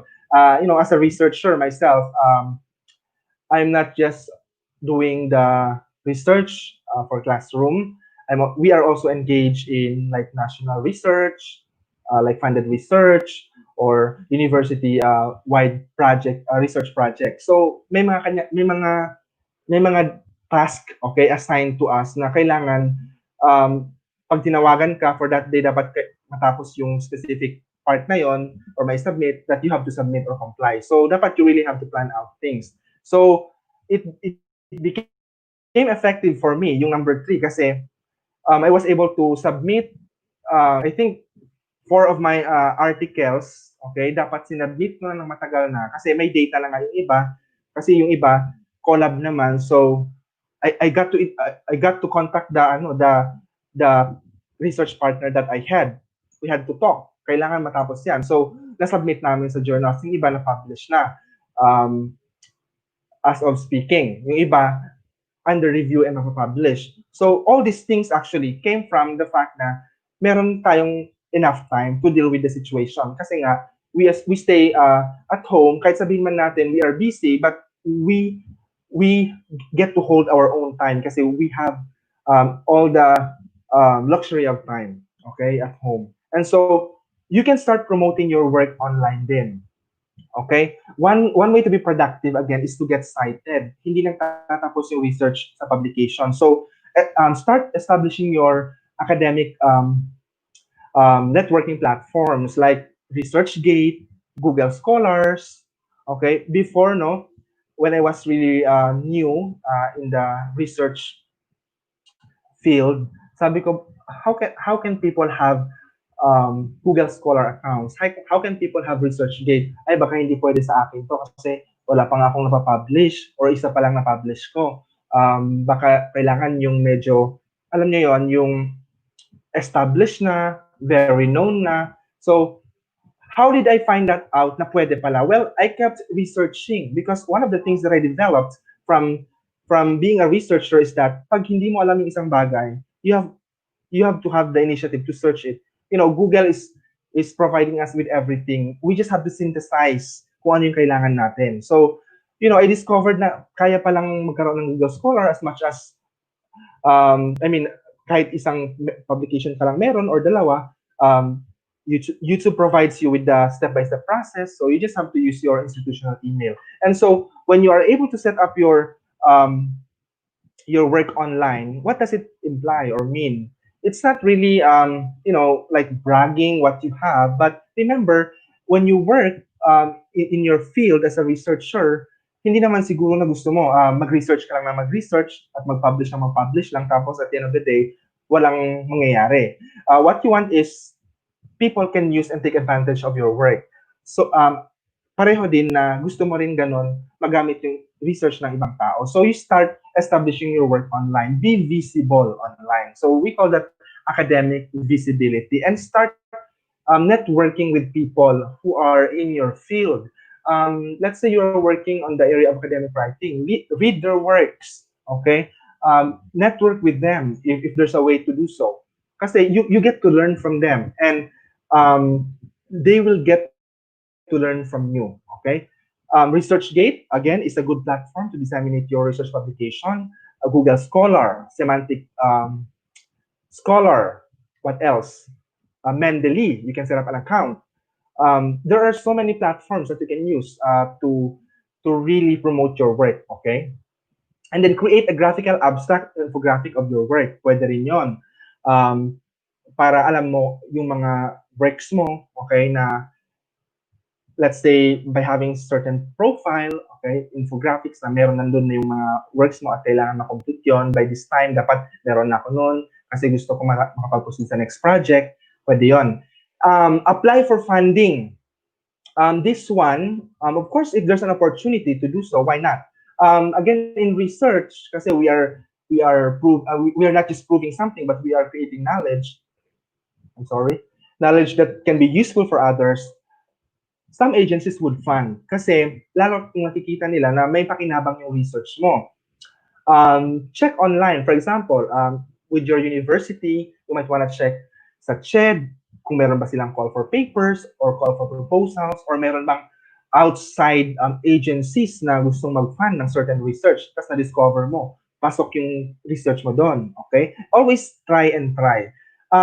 My mantra is keep trying, because when you don't try, you will never know that something works for you, okay? Sometimes we put limitations on ourselves with the way we see things, because our perceptions, our imaginations, sila yung nagda-drive mismo sa limitations natin na hindi natin kaya, or na yung isang bagay hindi natin pwedeng gawin kasi para sa iba lang. Well, we can try at walang mawawala. If we fail, we charge it to the experience. And that experience will always be our best teacher, and it will always be something worth looking back. Because the fact that you are already who you are right now as a teacher, as a researcher, is a product of who you have been before, not just your successes, but also your failures and the negative things that happen to you. So learn to embrace and take um, those experiences to the next level to refine the you or who you are.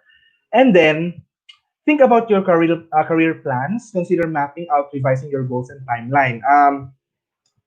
This is also the perfect time, no? During the pandemic, ano bang plano mo next year or in the next 2 years, let's say kung wala ng pandemic? You have, this is the perfect time for you. Let's say you plan, ay gusto ko sa 2021 makapag-present ako ng research sa Thailand or sa USA. Well, put that in writing and works towards that. Okay? Commit to that. Kasi pag naplano mo yan and you commit to that plan, walang impossible. Okay?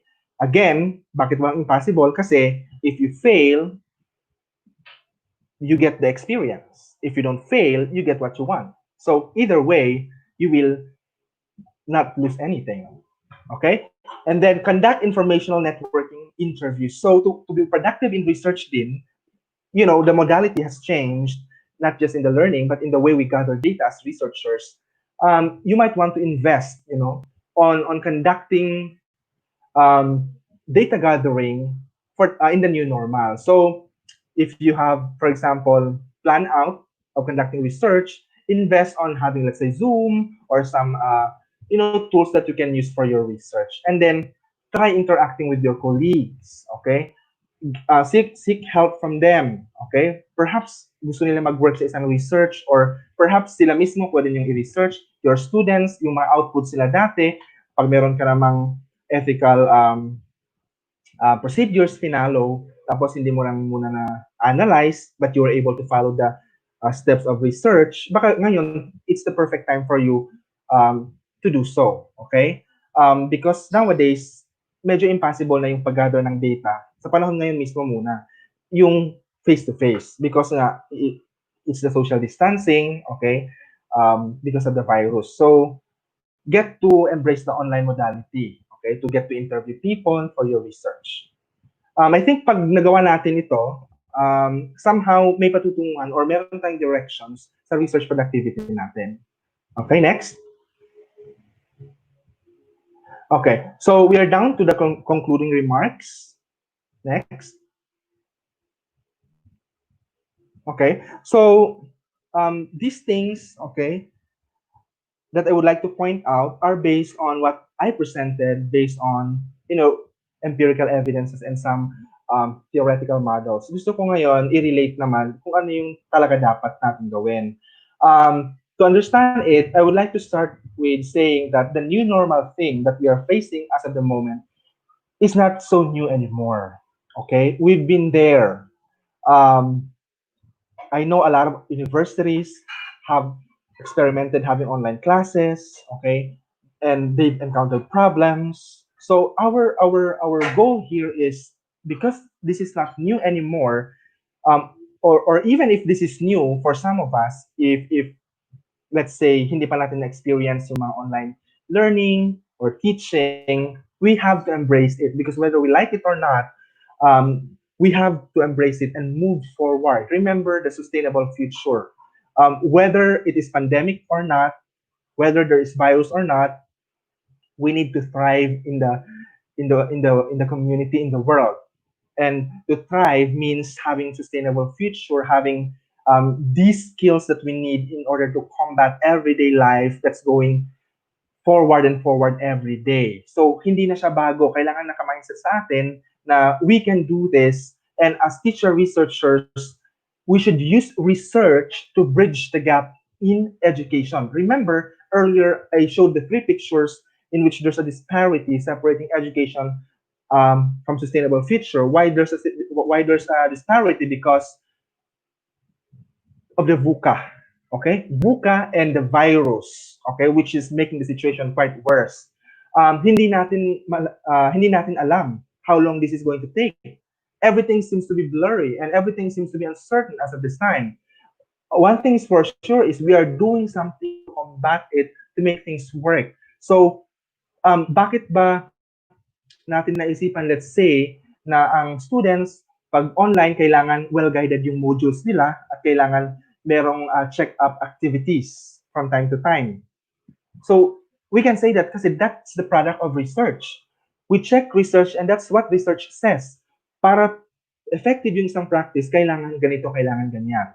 So hindi natin pwedeng sabihin, hindi tayo magre-research because we cannot detach research from education. For so long as there is teaching and learning with the desired goal of developing individuals into future generations useful for the community, there has to be research because research connects the dots. Okay, research bridges the gap.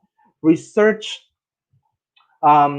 makes solutions for things that won't work, that affects us personally, professionally, and our students, and our relationships with our students and our co-workers. Um, I admit, and we admit perhaps, since you might have heard of the discussions on scholarly writing, lalo na yung mga hindi nasa, um, yung parang ayaw pa mag-research kasi nahihirapan sila for their perceptions. Yes, we understand that writing is really difficult, much more scholarly writing.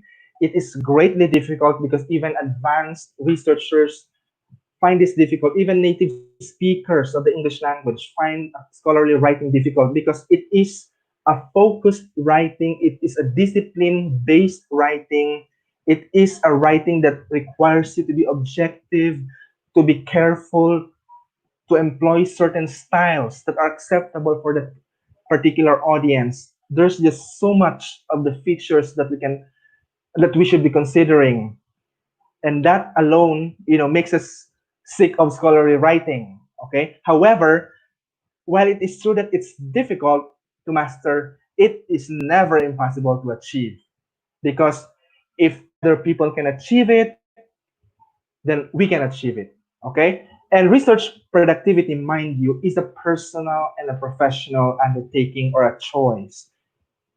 Why? Because no matter how important it is for you to conduct research as dictated by your university, by the requirements of your profession, if you are not personally driven towards that goal of researching and committing to research, you can never be research productive.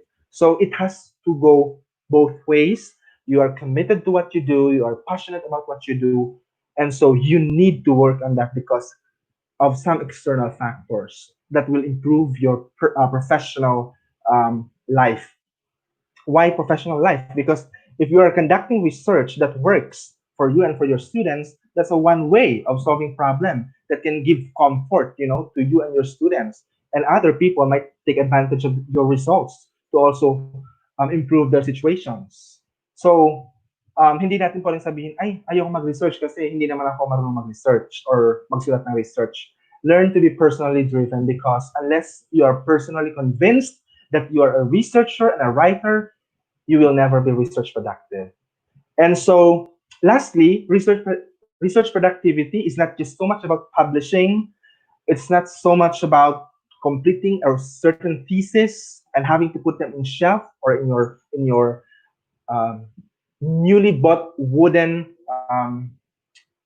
tawag dito, divider or drawer, but it's about having your work go a long way towards creating impact for social changes. And to do that, it's to promote your work, the published ones, okay, in the different online platforms that people can access, okay? Because some journals, especially if you publish in not open-ended journals, hindi nila ilalabas yung copy that people can view publicly. They have to pay. So, check if you have the copyright. I mean, if you're allowed by the publisher to redistribute that copy towards publishing them in certain platforms, then do it, because that way you don't know how much. I mean, how many people can, I mean, can get influenced by your work and can get to read from your work, and you will never know because of that work. You will get to network with other people. It happens to me because um, one of the papers that I was working was that I was working with on rather is on blended learning, no? Kasi we practice blended learning in JRU. And so one of the authors from Indonesia um, happened to read my article, perhaps. Actually, I presented it even in Bali, Indonesia, and so he was there also. So we some kind have had this time to really talk. And then afterwards, after a few months, parang na-realize niya, parang baka we can work together on a collab paper on blended learning, context sa Indonesia, and then we can share practices. So, yung mga ganon, okay? You get to learn from other people, okay? So, these are research matters that you can really, think of doing starting perhaps tonight or tomorrow. Okay? So, again, take note yung personal drive, kailangan yon kasi walang mangyayari kung wala yon. So next, I would like to leave with a quote, to leave you with a quote rather. Somewhere, something incredible is waiting to be known. It's a quote from the famous Carl Sagan. So, yun nga, hindi natin alam, we don't know that we are just being, you know, um, limited by our own perceptions. We judge ourselves, and that's very bad, okay? We shouldn't judge ourselves and we can't do something. We have to do it because we can. So, actually, there's so much topic that you can discover with your students, with your teaching practice, with their outputs. Naghihintay lang sila, okay? Next. Okay. And lastly, please bear in mind that everything is theoretically impossible until it is done. This is very true. Okay? Kasi palagi natin sinasabi na hindi ko kaya, hindi ko magagawa, kasi wala ako niyan, wala ako nito. I have marami pa akong kakainin bigas, or I don't really know what to do. Pero when you start writing, when you start researching, you are learning along the way. Okay? So, why not give it a try? Kasi sa lahat ng success, it always starts with a try. Okay? Always remember, you will never lose anything. You will always end up having either the experience or the one that you want. And so that ends my presentation tonight. I hope you were able to gain something. And thank you so much. If you have questions, I don't know if the moderator is still giving us time for the question and answer, but you can contact me anytime on Facebook or an email. Sir JC? Hello, sir. Mm, can't hear you, sir. Hello po.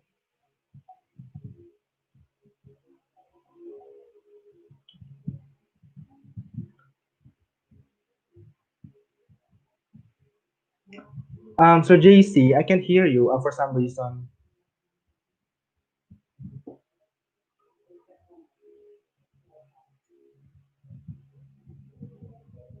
Let me chat you.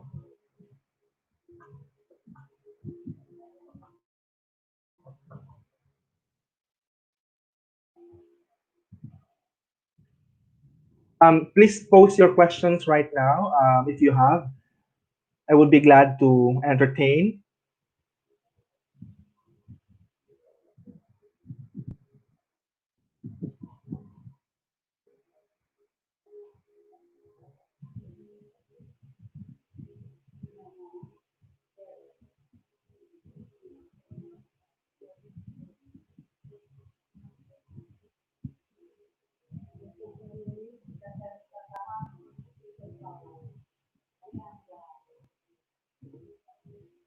If you have questions, you just have to post it as a comment, I think.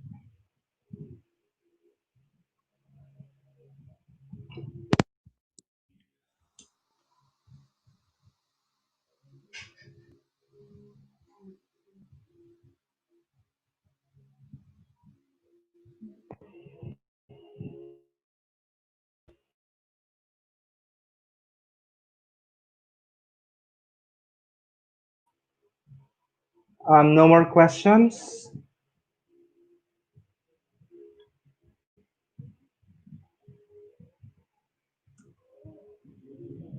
Let me see. Let me backtrack.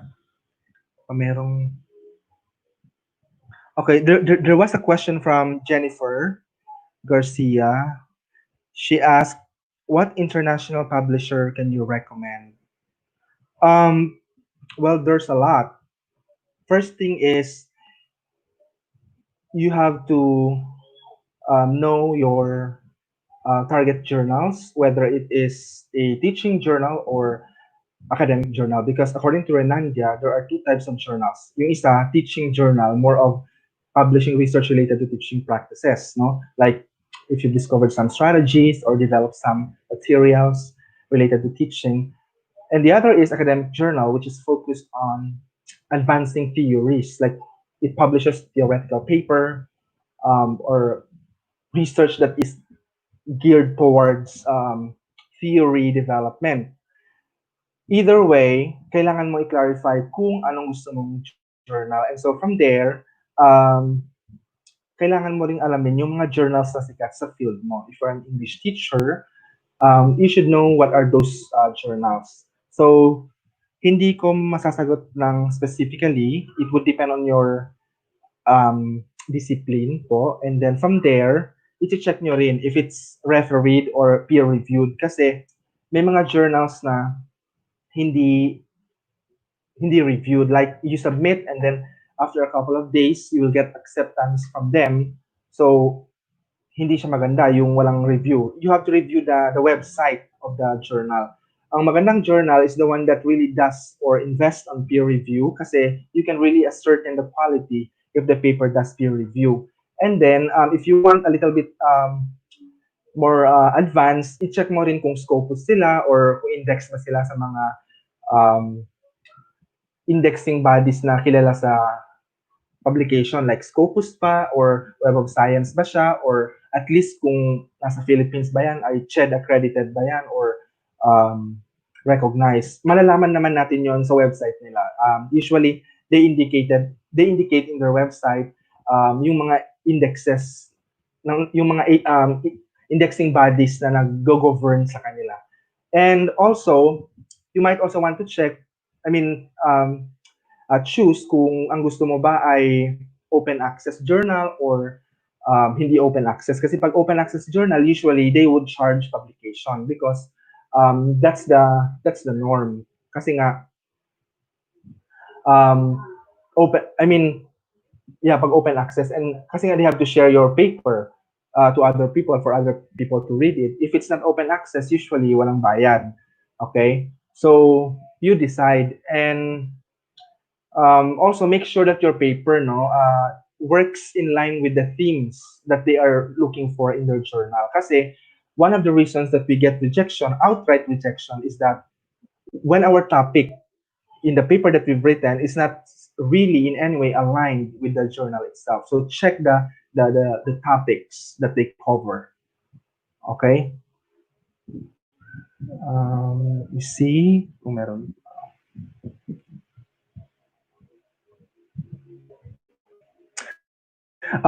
At this point, I would like to thank Muna kasi I'm seeing a comment from Dr. Lim Hap. I can't believe she was in the audience. I'm not sure if she's still in the audience. She's actually our research director at Jose Rizal University. So thank you, Doc, for taking your time to listen. And thank you for the support. This is for JRU. I was also seeing some pips earlier from JRU. One of them is actually our one of the department chairs no sa tech sa ano sa specialized subject, Ma'am Maria Teresa Bonus. I'm not sure if she's still with us in the audience. I'm still looking for some questions from the audience. I hope everything was clear.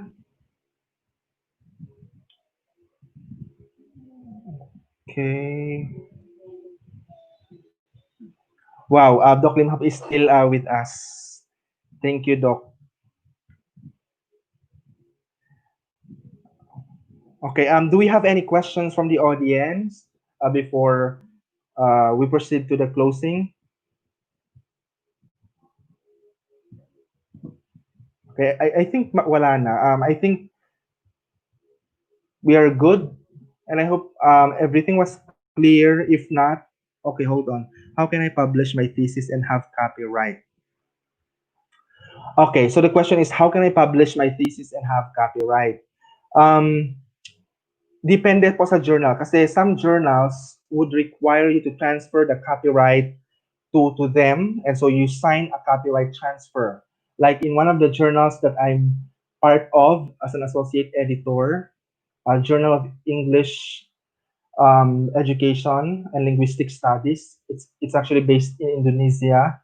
They require the authors to sign a copyright transfer before getting the manuscript published. Of course, after you have been confirmed of publication. But some journals you would retain your copyright.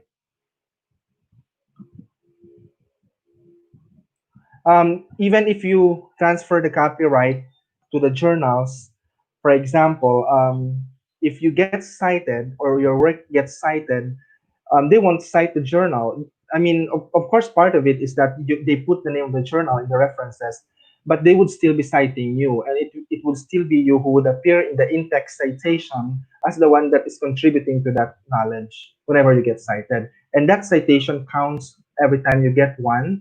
That is the reason why I was telling you earlier, it is important to establish academic online academic profiles using, for example, Google Scholar or ResearchGate, because whenever there's a citation of your work, the system gets to notice it automatically, and your citation gets added automatically without you doing it manually.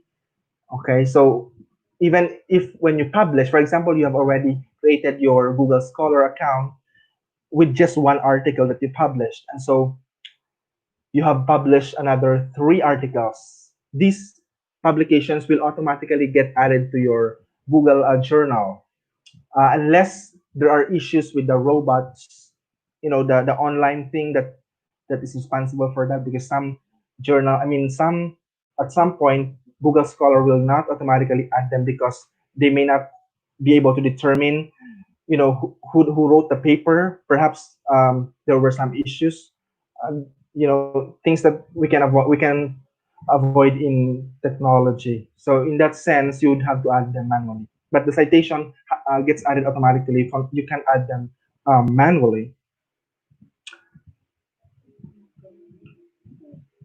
I hope I was able to answer that question. Not sure if we still have. Is there a limit on how many co-authors to collaborate within a research? Um, is there a limit? Well, the thing is, from the very beginning, it should be clarified. Kasi by contributing something, let's say by being a statistician of the paper, it doesn't make you an author. Okay? By language editing the article, it won't make you an author. Because if we check the national ethical guidelines, okay, in the Philippines, we have that. Even abroad, no? Hindi talaga pwede yung porket nag-contribute ka lang ng, let's say, ikaw yung in charge sa data gathering, pwede ka ng author. Kasi to be ethically compliant, kailangan meron kang significant contribution. So, make sure lahat ng co-authors mo sa paper may significant contributions from the planning stage to the publication. Siguro you can assign statistician, a language editor, but it doesn't mean doon lang sila. They still need to participate in every single step. That way, they are also learning kahit iba yung field nila. That's one thing actually in research.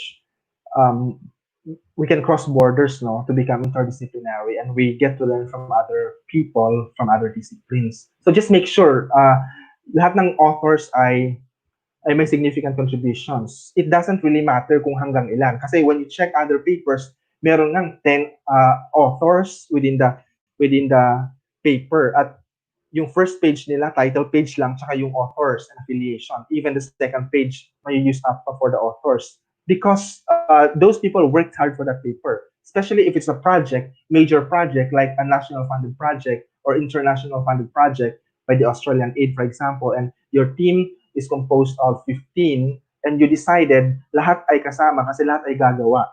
Eh di lahat ay authors. Okay? So far, I haven't come across na kailangan may limit. Pero, okay, again, since this is publication that we're talking about, check with the journal that you want to publish your paper because some journals would limit na hanggang tatlo lang, hanggang dalawa lang gusto nila co-authors. Some journals are flexible as long as may significant contributions and they let you sign a paper. For example, certifying that you have done that part.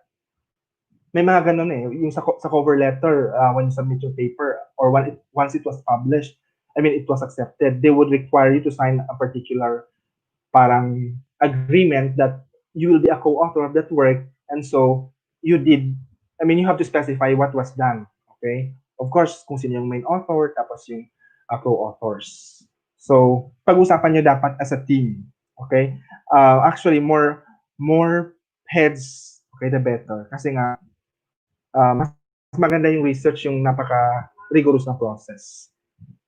Okay. Can you suggest any preferable research topic in this time of pandemic, in this new normal?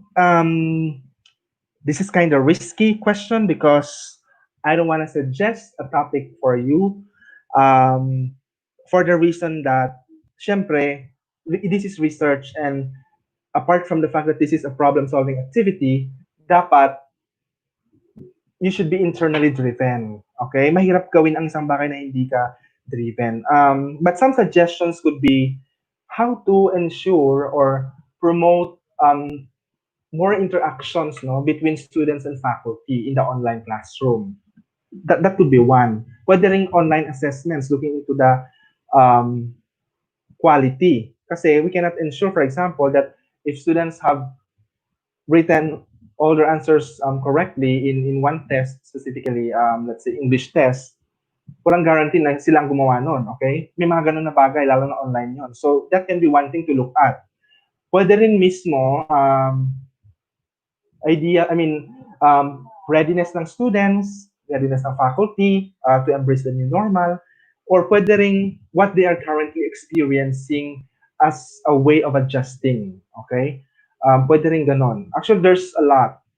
From the teaching per se, pwede rin online teaching strategies to the assessment, yung mga online assessment strategies. Pwede rin sa teacher development, okay? Which is one of my areas of interest. Kasi my always argument is that before we can enforce students to learn, or before we can say that students should learn something, we should be empowered to teach them something. How could we, let's say, teach students to to to know how to write research if we are not capable of doing that in the first place? So, pwede yun, teacher professional development during the pandemic. Yung mga pag-attend natin ng seminars, are we really attending it because we need it for the improvement of ourselves, or are we attending them because we just need certificates, okay, or we are being required by the department heads, or we may not be attending them, but we are doing something on our end to upskill ourselves, like we read, okay, we watch videos that may not be webinars. So there are really things that are quite interesting to look at as of the moment, and it depends na sa ano natin. So I think by this time, we've consumed so much time. We will now be having the closing. Okay, so may I call Sir JC to please take over, and thank you so much everyone for attending. It's such a pleasure to have shared with you. Thank you. Thank you po.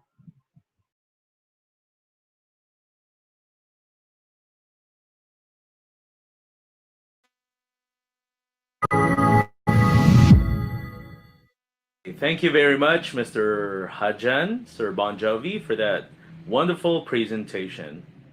And before we go, I'd like to announce to you that you have to sign the attendance by clicking on the link below. It's in the description so that you can get your certificates. And please do not forget a passcode. If you have any concerns about our certificates or any other concerns, please message us directly at JFE Teacher Training Services or shoot us an email to jfeteachertrainingservices@gmail.com.